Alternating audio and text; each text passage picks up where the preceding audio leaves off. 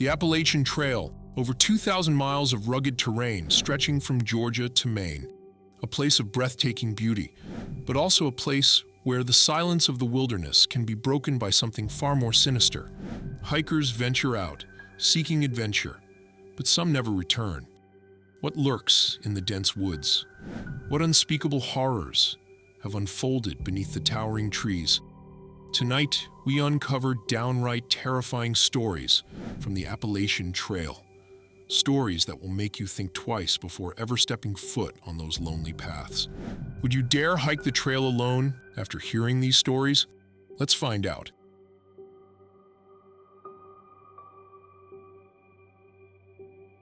Josh Carter had always considered himself an experienced hiker.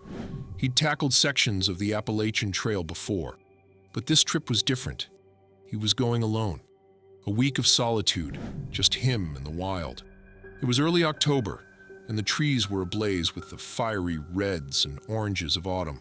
The crisp air carried the scent of damp earth and decaying leaves, the perfect setting for an escape into nature. He had been on the trail for 3 days when the unsettling feeling began. It was subtle at first, a strange quietness in the woods, an absence of birdsong, as if the forest itself was holding its breath. At night, as he lay in his tent, he swore he heard movement beyond the tree line. Heavy, deliberate steps. When he turned on his flashlight, there was nothing. Just the whispering wind and the gnarled limbs of ancient trees stretching into the darkness. By the 4th day, he felt watched. Late that afternoon, as he descended into a valley shrouded in thick fog, he saw them, tracks in the damp soil. They were massive, too large to be from any dog or coyote. It's a bear, he thought, but something about them was wrong. The claws seemed longer, the pads wider. He took a shaky breath and pressed on, his senses now on high alert. Then the forest went dead silent. A crack of a branch, a low, guttural growl. Josh barely had time to turn before something knocked him off his feet with the force of a freight train. He hit the ground hard, his backpack cushioning the worst of the impact. Above him, a blur of muscle and fur, a black bear. But this wasn't like any bear he'd ever seen. It was massive, its eyes dark pits of hunger, saliva dripping from its powerful jaws. Josh scrambled backward, reaching for the knife strapped to his belt, but the bear was faster. Clawed paws raked across his arm, slicing through fabric and flesh. A searing pain shot through him as warm blood soaked his sleeve. He kicked wildly, striking the beast in its ribs. It barely flinched. Then, just as suddenly as it had attacked, the bear hesitated, its ears twitched, its head jerking toward the trees. And then, to Josh's disbelief, it backed away. Something else was there. Through the thickening mist, a shadow moved, tall, unnatural. The bear let out a strangled growl before turning and bolting into the woods. Heart pounding, Josh stumbled to his feet and ran, his wounded arm burning, adrenaline the only thing keeping him upright. He didn't stop until he reached a ranger station miles away, collapsing at the doorstep in a bloody, breathless heap. The rangers found no sign of the bear, but they did find the claw marks, too large for any known animal, too deliberate to be random. Josh never returned to the Appalachian Trail. He still dreams of that night, of the bear's sudden fear. Because whatever was out there, whatever made even a bear retreat into the fog, was still watching. And it was something far worse.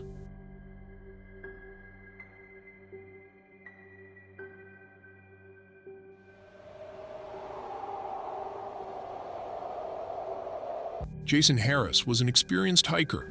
He had conquered the Appalachian Trail several times before, but this time, he wouldn't be so fortunate. Jason set off alone in October of 2019, documenting his journey on social media.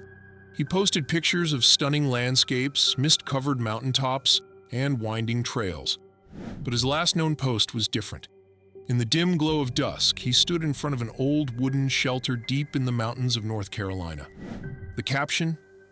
Something about this place feels off. His expression in the photo was uneasy, his normally confident stance appearing hesitant, almost reluctant. A few days later, when Jason failed to check in with his family, they knew something was wrong. He was always punctual, always responsive. Something was definitely not right. Search teams were quickly deployed, scouring the trail for any sign of him. They found his tent near a river, perfectly intact. Inside were his belongings, his backpack, food supply, and even his journal. The eerie part?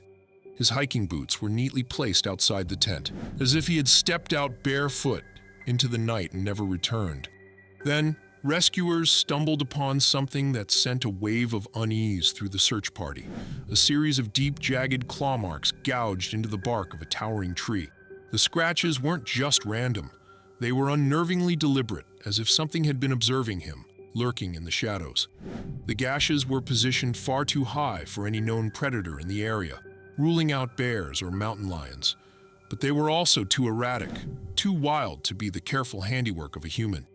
It was as if something unnatural had been there, something that didn't belong, a silent observer, leaving behind a chilling reminder of its presence. Weeks passed, no body, no clues, nothing, until a local hunter stumbled upon a torn piece of Jason's backpack, miles away from his campsite. The only thing near that area? A network of caves, where strange bones had been found, human bones. Could Jason have fallen prey to something lurking in those dark tunnels? Something not human? Or was he being stalked by someone, a shadow watching his every move? What do you think happened to Jason Harris? Let us know in the comments.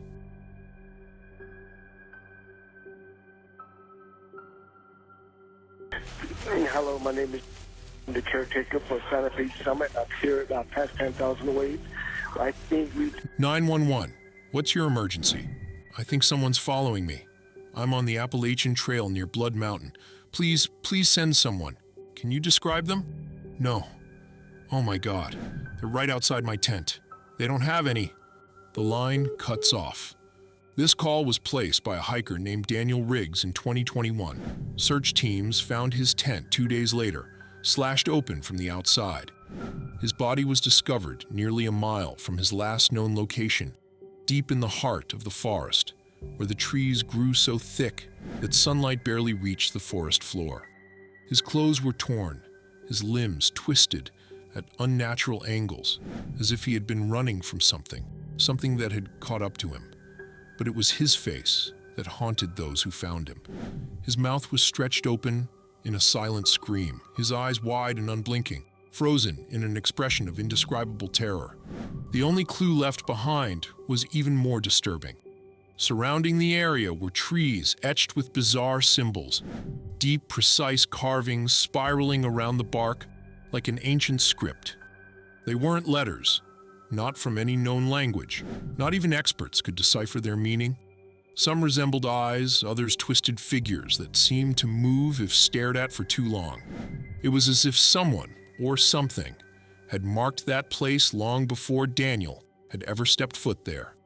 To this day, no one knows what really happened to Daniel Riggs. Theories range from a deranged hermit living in the woods to something far more sinister. Some believe he was hunted by a person, a predator, who left their mark in the trees. Others insist it was something out of this world, something ancient that still lingers in the Appalachian wilderness. Those who venture too close to the site report an overwhelming sense of dread, a feeling that something unseen is watching. Some claim to hear whispers on the wind, others say they've found fresh carvings in the trees, symbols just like the ones found near Daniel's body. Whatever took him that night may still be out there, waiting. What do you think happened to him? Leave your theories in the comments below.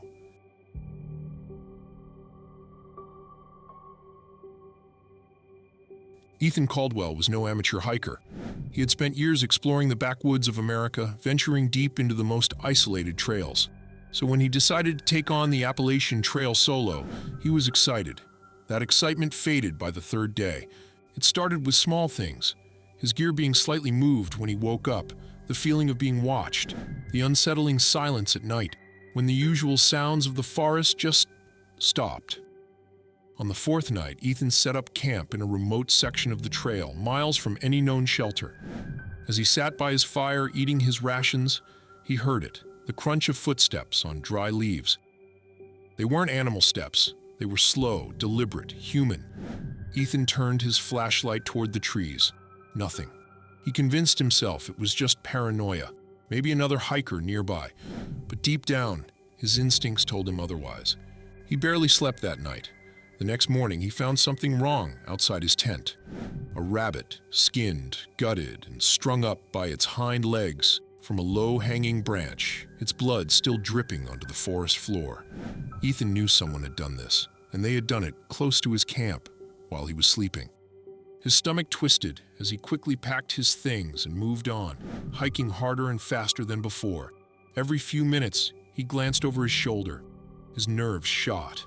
Then, just after noon, he saw something in the dirt. A single bare footprint. No shoes, no socks. Just a naked human foot pressed into the mud of the trail. It was large, maybe a man's, but the toes were oddly long, almost claw-like. Ethan kept moving, but even faster now. By sundown, he was exhausted. He found a small clearing and forced himself to set up camp. He debated hiking through the night, but knew exhaustion could get him hurt, or worse. He built his fire bigger than usual, hoping it would keep whatever was out there at bay. But as the flames flickered, throwing long shadows across the trees, he saw something move, a shape. It was tall and gaunt, standing just beyond the reach of the fire's light. Ethan's heart pounded. "Hey!" he shouted. "Who's there?" But there was no answer. Then, the figure took a slow step forward. The firelight illuminated just enough for Ethan to see its face, or what should have been a face. The man was bald, with skin stretched too tight over his skull. His lips were cracked. His nose seemed flattened. And his eyes were red, not bloodshot, completely, entirely red. And he was grinning. Ethan grabbed his knife and lunged for his pack, but the second he moved, the red-eyed man charged him, and the immense force knocked Ethan backward, his head smacking against a rock. Dazed, he barely had time to react before long, bony fingers wrapped around his throat, squeezing with inhuman strength. He kicked, clawed, gasped for air, but the creature didn't falter.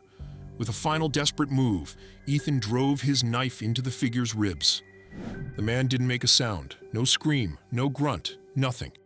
But his grip loosened just enough for Ethan to shove him off and run. His lungs burned as he sprinted blindly through the woods, the sound of rapid footsteps pounding behind him. Then, nothing, only silence.